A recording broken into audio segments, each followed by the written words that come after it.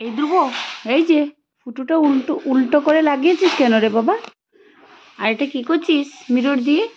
বসো এখানে, নিচে বসো, নিচে বসো। এই যে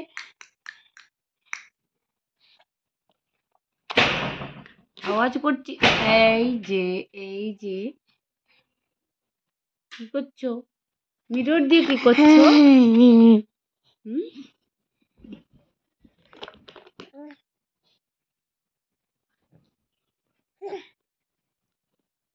কি কি করছো? পাপা এই, আর এই দিকটা কি করছিস লে? হুম, কি করছো? এটা কার বন্দুক?